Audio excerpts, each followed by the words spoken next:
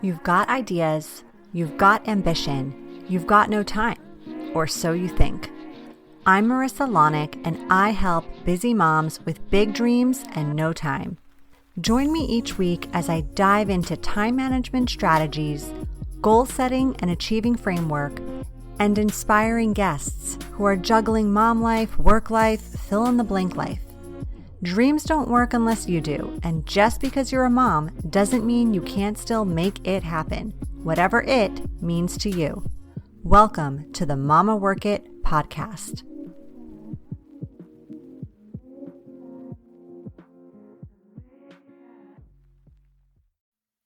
Hey, mama friends. Welcome back to another amazing episode of the Mama Work It podcast, where we support women in the juggle of mom life, work life, wife life, fill in the blank life. I'm so glad you're here. My name is Marissa Lonick. I am your host and the founder of Mama Work It and a working mom myself of 4 kids. So thank you so much for joining us. I'm so excited to introduce you to our guest today. Her name is Brooke Jean, and she is the founder of Brooke Jean Unperfected. She's a licensed therapist, busy working mama, and recovering perfectionist on a mission to normalize normal. Through counseling, coaching, training, and the Unperfected Pod, she guides mamas to let go of who they think they are supposed to be in order to create the life they actually want. Brooke is also a mom of 2 kids herself, ages 20 and 6, and knows the juggle is real no matter what season of motherhood you find yourself in. So Brooke, thank you so much for being here, and thank you so much for bringing up this important topic today of perfectionism. Yes, I'm so glad to be here with you in the community. Thank you for having me. And I'm excited to talk all things perfectionism and, even more important, unperfecting our lives. Yes, I love that. Well, let's get started by just hearing a little bit more about your background, your story. How did you get here?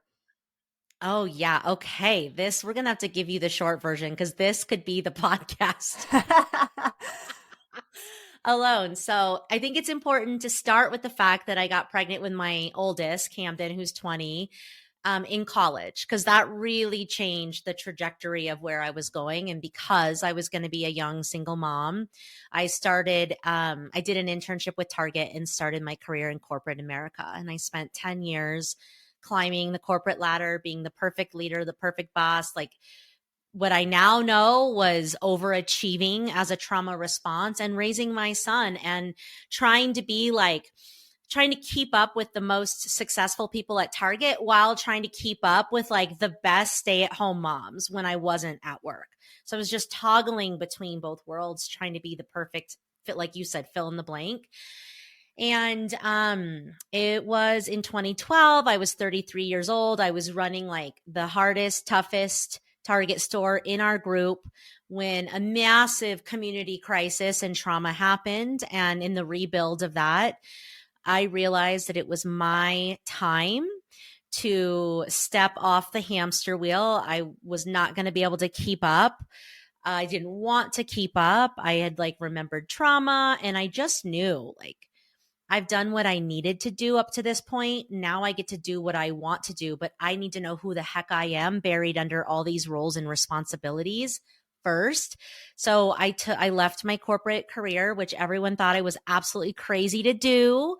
And I took 6 months off to shed the corporate skin and do yoga and be in therapy and unearth who I was underneath this perfectionist. And then went back to school to get my master's in counseling psychology. And 2 days after graduation, launched my business 10 years ago, which originally was Brooke Jean Counseling and Coaching. I knew I wanted to do therapy and coaching right out of the gates. And then, was it 3 years ago, maybe even 4 years ago, went through a big rebrand to Brooke Jean Unperfected because I had my second kiddo, my daughter, Chloe, 14 years later. And I noticed a significant rise in the expectation of the modern mom between my daughter and my son. And I also got hit with pretty gnarly postpartum depression and anxiety. And I just saw this parallel in the rise in expectation of mom, paralleled the rise in our mental health conditions and struggles. And I became really passionate about this whole letting go of who we think we're supposed to be so we can actually uncover who we are. And so now, the brand has a couple different arms to the business. We do have a private practice where we do counseling and EMDR and brain spotting, but I also have a mastermind for that high achieving, ease seeking working mom. And then I also work with companies where we're kind of their on staff energy coach, leadership coach, wellness coach. So we do a lot of different things, but really am just here to remind people that life is better unperfected, truly. Yeah. Thank you so much for Mhm. sharing that. I want to go back Yeah. to something that stuck with me when you Hmm. said, I took 6 months off to shed my corporate skin. Yeah. I got chills when you said that because I Mm. think that a lot of times we're so wrapped up in our identity of what we do. Think about it. When you have small talk with people, it's like the first question, oh, hey, what do you do? It's just I'm the it's target queen. I who was you the target are. queen. Like, Yeah. And I bet everyone who knew you, like hmm. knew that was such a big part of who you were. Yeah. So talk to us about what that journey was like during those 6 months of how you did shed that skin. Yeah. It's a real thing.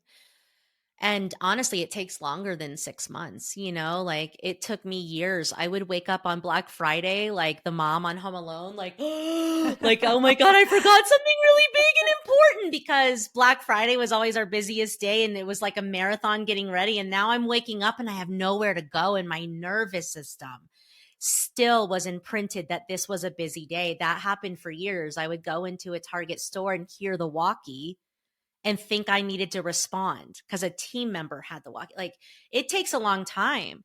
For me, step one was working through the trauma that I had just remembered that was buried, and getting into therapy and starting to peel back those layers of like, wow, I just remembered this. And oh my gosh, now so many things make sense. And how do I talk through it? And how do I release it? And how do I get it out of my body or renegotiate it? And then it was like a lot of quiet time, right? Meditate. That's kind of the same time I started my healing journey. I was also having a spiritual awakening. I now know.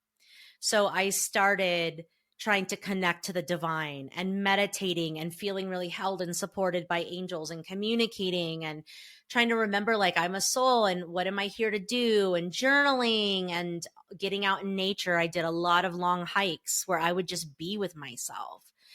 And what I realized is I was so uncomfortable being with myself and not having that identity that was target and mother that became my armor between me and life. I felt like I was just free falling, so vulnerable, naked, and afraid, and so sensitive. And so I just started getting curious about those sensitivities. I started trying to titrate sitting with those sensitivities while layering in all these coping things, right? Like meditation and yoga and therapy and nature and all of that. And just I remember I bought a workbook, The Courage to Heal, and I worked through the workbook. And then I found like Gabby Bernstein, and then I found Brene Brown. And then I found like I started finding all of these people and coming to their programs and reading their books and finding other women that were waking up and doing healing and just starting to like remember who I was as a child. Like, who was I growing up, and how can I bring some of that into my world now? And just asking yourself, like, what is it that I really want? And I have to say that when I first started asking those really bold and courageous questions, not a lot of information came because I had a really unhealthy relationship with my body, and I had been sabotaging for so long through bad habits that hurt my body that when I suddenly wanted to like make peace and ask my intuition what was up, it was like, we don't trust you.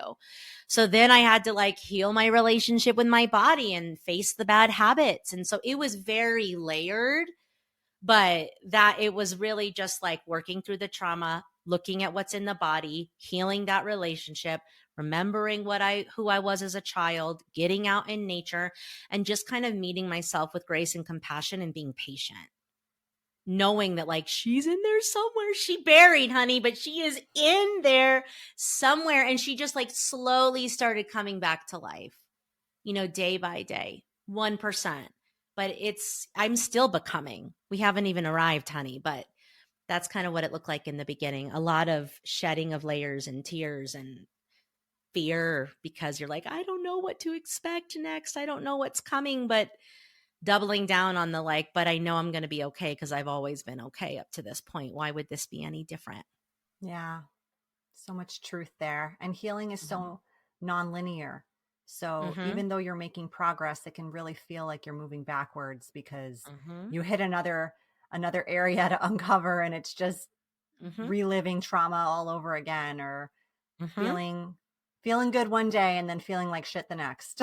So, Yeah. Well, and, like as I, even now, as I'm bumping up against the next level of my leadership and my entrepreneurship and the next level of success, that's when we get triggered.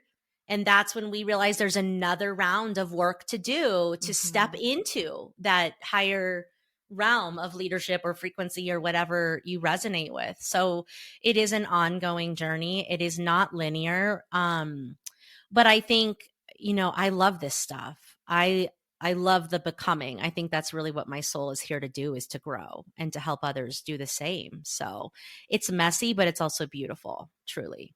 Yeah. We had a guest on the show one day say, when you're growing, you're glowing. And I think that that's Oh, yeah. so true. True. Yes.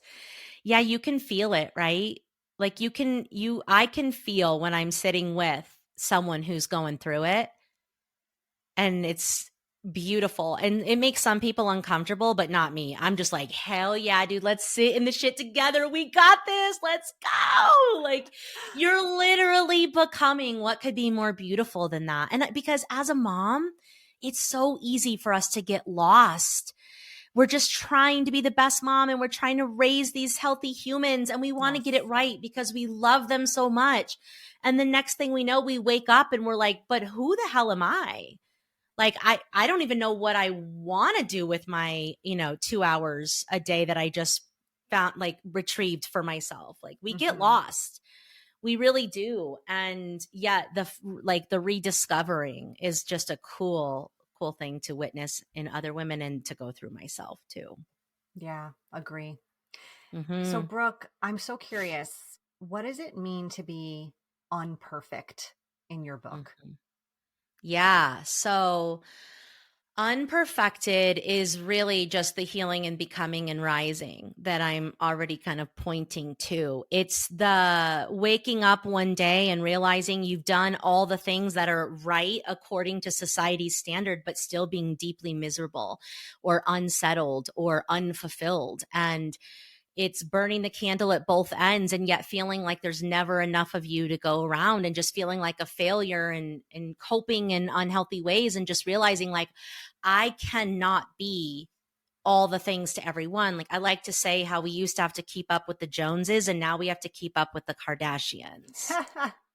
And like that alone illustrates the like endless, you know what I mean, ceiling that we're trying to get to. And so unperfected is really when you're just by nature a driven and high achieving and high performing person, and you've fallen in the trap of perfectionism and trying to be all the things. It's consciously, instead of trying harder, it's consciously getting off the hamster wheel, doing the healing work that led you into that trap in the first place, figuring out who you are and what your core values are and what actually lights you up, and letting those be your guiding posts for life.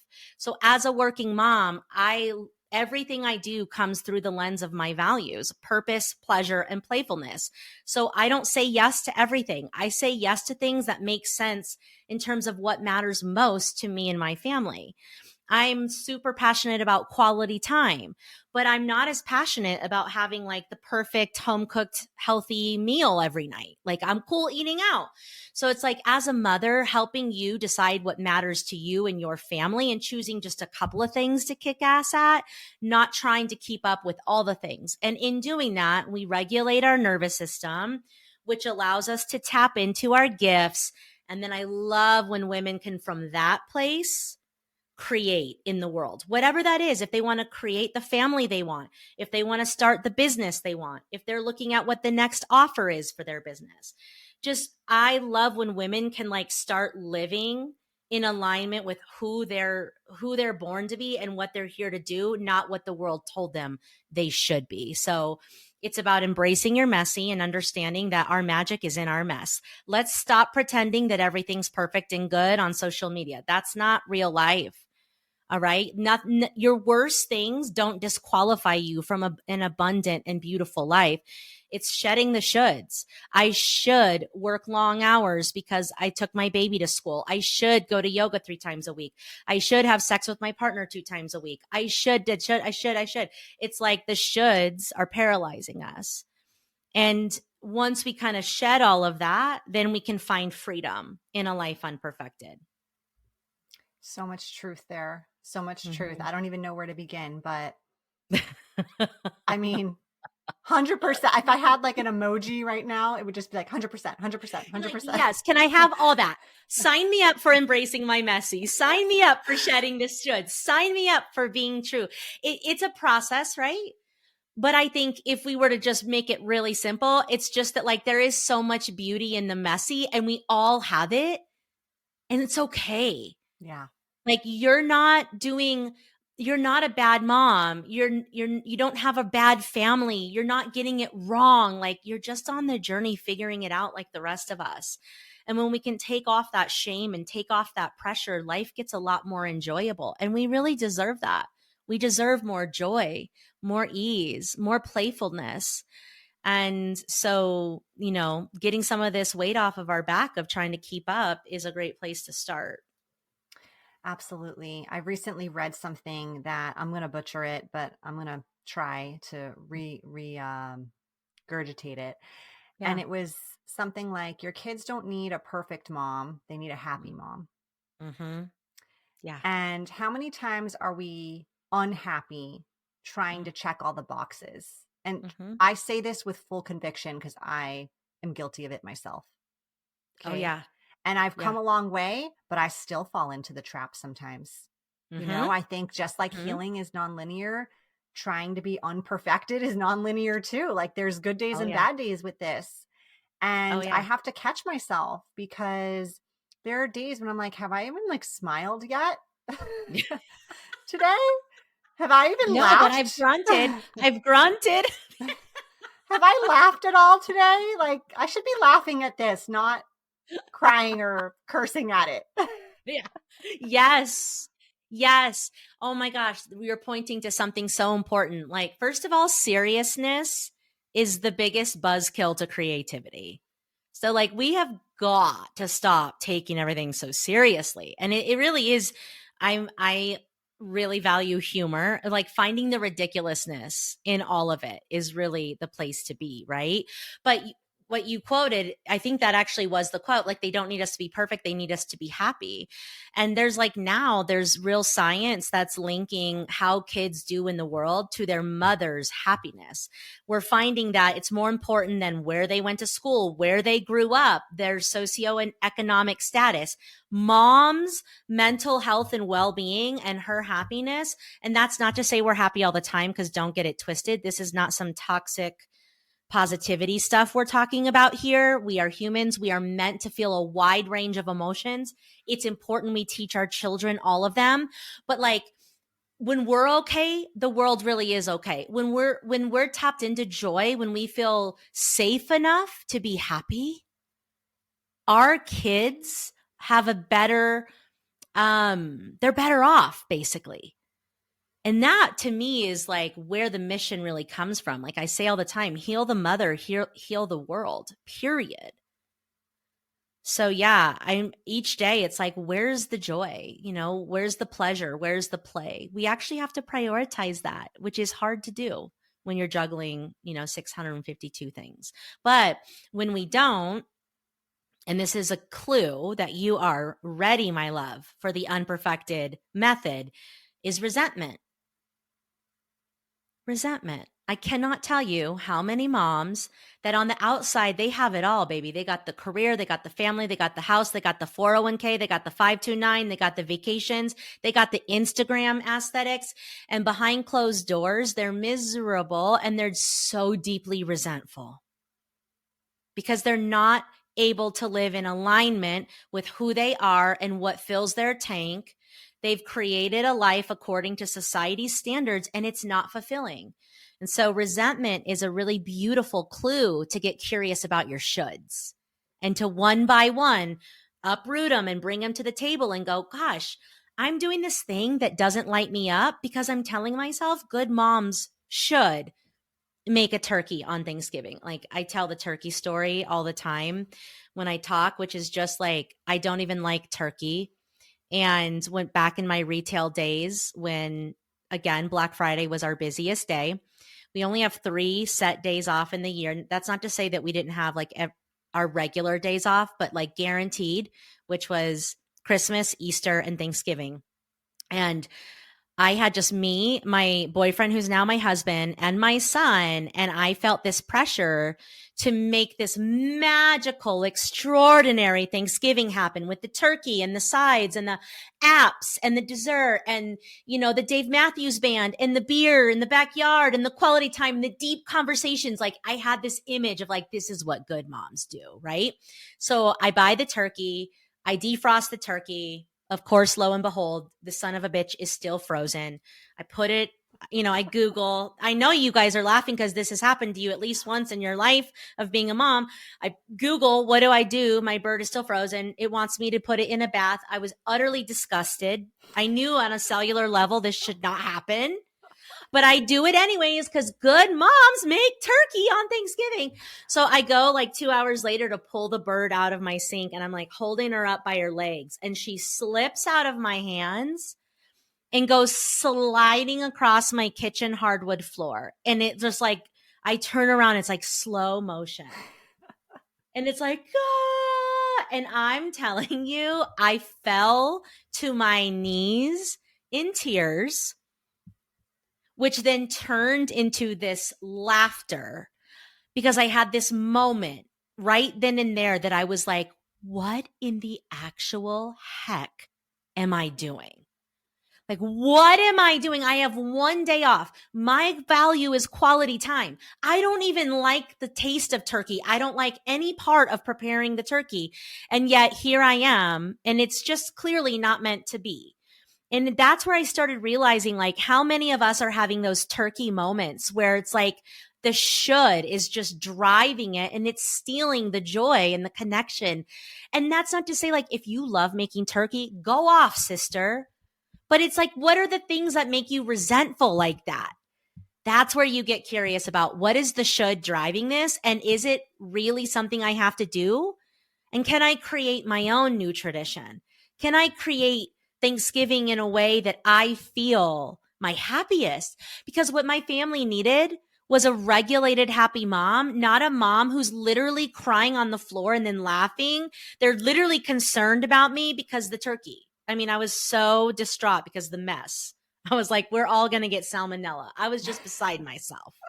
I was like, we are never going to clean up the salmonella. We'll never know. Anyways, so what's your turkey moment and how can you look at that and go, why am I still doing it? Because that resentment builds over time and it will make you sick. Oh, I've had many of those. Many. But when you say turkey, I will just share the first Thanksgiving my husband and I hosted. Yeah. We cooked the turkey with the giblets inside. Yeah. Because we both stuck our hand in there and couldn't find them. And that's freaking disgusting. Talk about disgusting. That's freaking disgusting. And why is it buried underneath like 12 Earth's crusts in there? Why? No, it's like the neck, the gizzards, like all of it. I'm done. And then I was like peeling the skin and trying to butter with herbs. Like, cause of course it wasn't just a turkey. It had to be like, you got to make it Martha Stewart. Martha Stewart style. Network. Absolutely. Yeah, I printed off a freaking recipe from a Food Network show, guys. Like, this is not my nature to do that. So yeah. I have a very, if you are still making turkey, I have a very simple recipe that I've used for many years from actually Real Simple, the magazine. Oh my gosh. Listen, save it for the next queen because I retired turkey a long time ago. That was the last turkey you never made. Yeah, I was like, I retired that. I was like, I am not making turkey. I don't like turkey. If you want turkey, go to another house. It's cool. My family didn't care. We do ham and then we do prime rib on Christmas, but there is no turkey. Nothing And if wrong with we that. really want it, I'm just going to get the turkey breasts. But even then, I'm like, no, it's okay. I'm not a bad mom because I don't make a turkey. But it's weird because I actually really felt like I was supposed to make that turkey. Well, it's a subjective thing, right? It's Hmm. like some people think success is one thing versus something else. Like some people Hmm. think being a good mom means this versus that. For you, Yes. it meant Yes. putting on that perfect holiday. Yes. Yeah. Well, and that's what I try to help women see is like there is no such thing as perfection because I put women through this exercise, like brain dump all the things that come to mind when you think about a good mom. And people will put things like she shows up for everything, she's kind, she's patient, she's involved, she puts on beautiful holidays, she's wearing, she cleans and all these things, but everybody's image is different. So what I thought made a really good mom is different than what you think. And so how would we ever know what's right? And then it's just constantly that expectation is increasing with the influx of information we're getting on the internet on how to be the perfect everything and social media, plastering just the highlight reels. And so it's confusing and it's a never ending like bar that keeps rising. So instead of trying to keep up with the rising bar, I say we collectively hold hands, take a deep breath, and lower the effing bar, and then lower it again, and then lower it one more time. And we're still killing it in life at that level. At Hmm. least the moms that I know, they are, right? It's like they think that like I try to tell them like your worst day is still pretty incredible. Your worst day is actually still well above average. Yeah, So, can we hang out? And that's not to say you can't have high standards, big dreams and goals. Like, yes, but when we're not wasting our energy trying to be perfect, we can channel it into our relationships, into our creations, into what we want. And it's just about intentionality, really, at the end of the day. absolutely. Absolutely. Yeah. Brooke, what's the one thing a mama listening can do today to rid herself of the perfect burden she may be carrying? Yeah. Everything begins and ends with awareness. So, starting today, try to pay attention in a non judgmental way. That is key, my friend. Non judgmental. We're not giving ourselves another reason to criticize ourselves. Start to pay attention where you're over giving. Where are you over giving? And it's probably creating some resentment. Like, look at your calendar. If you were to open up your calendar right now, and you were to scan through everything that's on your agenda today, which one is life giving? I call it energy rich. You squeal a little in delight. You're like, I can't wait to have that conversation with Marissa Lonick. And then there's one on there that your gut falls out from underneath you, and you're like, oh, for F's sakes, Billy. Why? Why am I doing this? Get curious about that.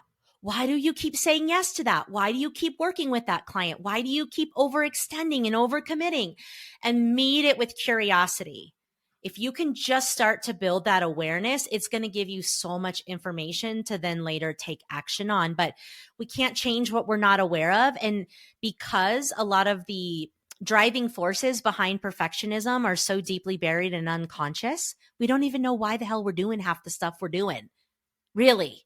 Mhm. 5% of us is conscious, which means 95% of our operating system, our thoughts, our feelings, our behaviors, our beliefs, our patterns, our urges, all of it, our habits, they're all coming from the subconscious. So you're overextending without even knowing you're doing it. You're saying yes when you mean no without even knowing you're doing it. You're trying way harder than you need to, more than you realize you're doing it. So everything starts with that step of building the awareness around your tendencies where you're overextending and meeting them with a deep breath and so much kindness and love. And then from there, you can build on. But look at what you're doing and where you're overextending and look at why. Thank you. I love that. I love that. And Yeah. it's a really simple step we can all do. Mhm.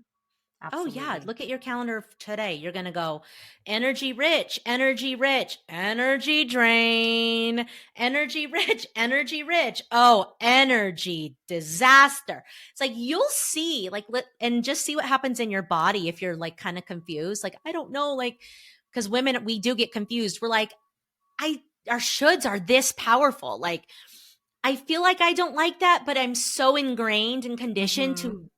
to feel like I should, and that like that's what moms do. So it's okay if it's a little sticky and not super clear, but go back to your body sensations. Like when I look at each of these engagements, what is my body doing? Does it feel open and flowy and free and maybe even a little excited, or does it like contract and like harden or get nauseous? Look at your body. Your body knows, baby. Your body knows. Absolutely. And I just want to mention, if you are looking at that list, or, even if it's not in your calendar, but you make a list of all the things that you're doing that day or you did that day, and you're like, well, but who's going to do this if I don't? Because I think a lot of moms will be faced with that.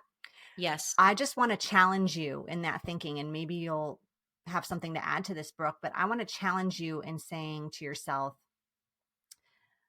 there are probably 10 creative solutions for someone else to do that task. And you just Mm-hmm. haven't dug into that because you haven't challenged yourself to do that thought process, to go there. Mm-hmm. You just have accepted that this is you and this is what you do. And you've Mm-hmm. taken that on, and maybe for a while it worked, and maybe in this moment it's not. Mm-hmm. And it could Yeah. be a temporary, even switcheroo or solution or fix. And you could always Mm-hmm. go back to it later. Mm-hmm. Yeah. And one of our biggest obstacles is this: we feel like we don't want to burden others. So we have to, and what we don't realize is that's actually codependent. So many of us Mm. have codependent tendencies. So we should be asking our partner to step up and share the load.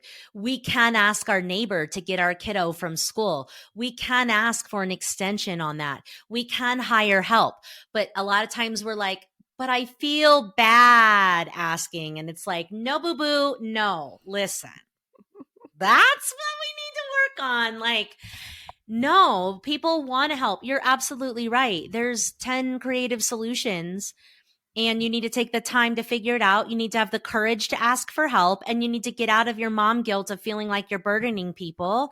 And also, surprise, some of that stuff really never mattered in the first darn place. You ever have those emails or like things on your to-do list that every Monday or Sunday you're writing out next week's or this week's to do, and that thing keeps like coming from last week, and the week it just travels to each new to-do list because it's Yep. not ever going to get done? What if you were to just cut that puppy all the way off?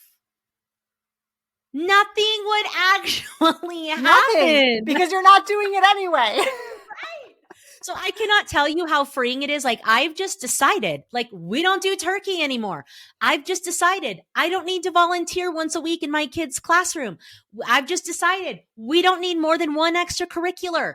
I've just decided I don't need to do any of this stuff. Like, either I can outsource it or it wasn't that damn important to begin with. And it's really scary at first when you start doing that. And then it's liberating, and it's almost a little addictive because you're like, what else can I just decide It's like is not decluttering important your life. anymore?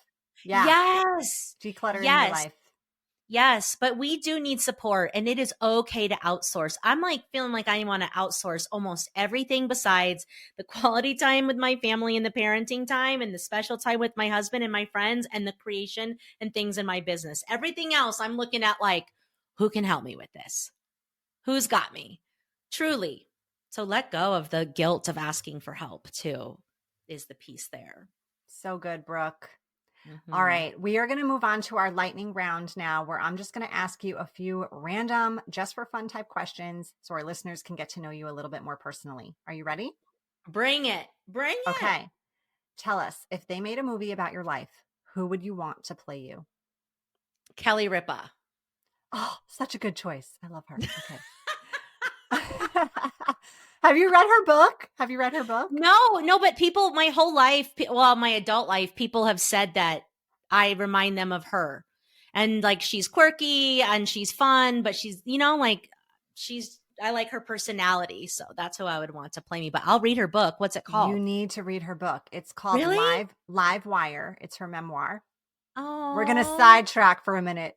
yeah. It's Live called Wire. Live I'm Wire. writing it It's down. so good. I laughed hysterically. I ugly cried.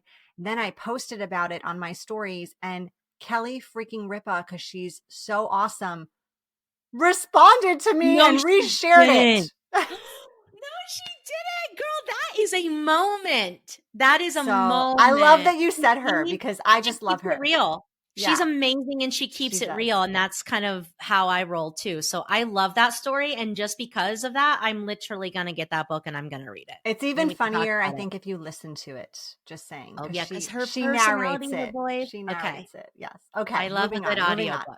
Okay. What if you could have any superpower? What would it be? Oh, any superpower. Hmm. Hmm. Probably that I would be able to bring all the elements of everything that I want into my reality in the here now. So in other words, like, can I bring the ocean to Denver, Colorado? Like, can I bring gosh, my people too? Just bringing everything that brings me the most to life to me here and now, which you can do through visualization, but I would love it in the physical reality. Love it. Love it. Mhm. What's your go-to get it done song? Oh gosh. Oh, I have so many. I have like a whole playlist, but I do love Rollin' in the Deep by Adele, and I also love Single Ladies by Beyonce, but it's like it's constantly changing. I also love 90s hip hop, so I do feel like I need to make a plug for 90s hip hop because that's Yes. like I mean, the who playlist I listen to in the doesn't shower. I love know, 90s dude. hip hop? Okay, let me give you guys a little life hack. I Go. take a shower. I got these LED speakers that can go in the shower, and I jam out to my 90s hip hop Pandora, because I'm old like that, station. And I do my shower. I've got my like Biggie Smalls going, and I take like a little 2-minute cold shower. And I'm telling you, by the time I get out of the shower, I am vibing so high. I feel like I'm just unstoppable You're until ready to whatever, like, take over the world after yeah, that. and for the next 30 minutes at least. Amazing. I love it. That is a Yeah. good life hack. Thank you. Yeah. All Changed my right. life. All right, Brooke. Well, tell our listeners where they can find you. Yes. Okay. Come hang out with me on Instagram at Brooke Jean Unperfected, where I do keep it real and I embrace my messy and I just share a lot about mental health and energy and leadership and all of that. The website is liveunperfected.com. I have a podcast called The Unperfected Pod. I got to have an awesome conversation with you. That one's actually coming out next week. How exciting is that? So yeah, those are great places. Oh, I do want to shout out. I have a free private Facebook community called Mommy's Mental Health Matters, and I do free live coaching on Mondays at 8:30 a.m. So if you need some love, join the group because I'm pouring into that group on a whole new level starting this coming Monday. Amazing. Thank you so much. We will link Yeah. all of that in our show notes. Brooke, it has been so fun chatting with you. Thank you so much for being here. I always love connecting with you, and thank you for being you and doing this really important work in the world supporting mamas. Thank you. You've been listening to the Mama Work It podcast. I hope you've enjoyed this episode and would love if you could take a quick minute to leave me a review on whichever platform you're listening from, and maybe even send a note to a fellow mama friend recommending it. Reviews and recs help this podcast grow and reach more like-minded, awesome moms. And if you haven't subscribed yet, don't forget to click that button so we can stay in touch, girl. By the way, if you haven't checked out the Mama Work It website, please do. There are lots of free resources and great articles there that can help you with the juggle of work life, mom life, wife life, fill in the blank life. So head on over. Thanks again for being part of the tribe. I'll see you soon, but in the meantime, keep on working it, mama.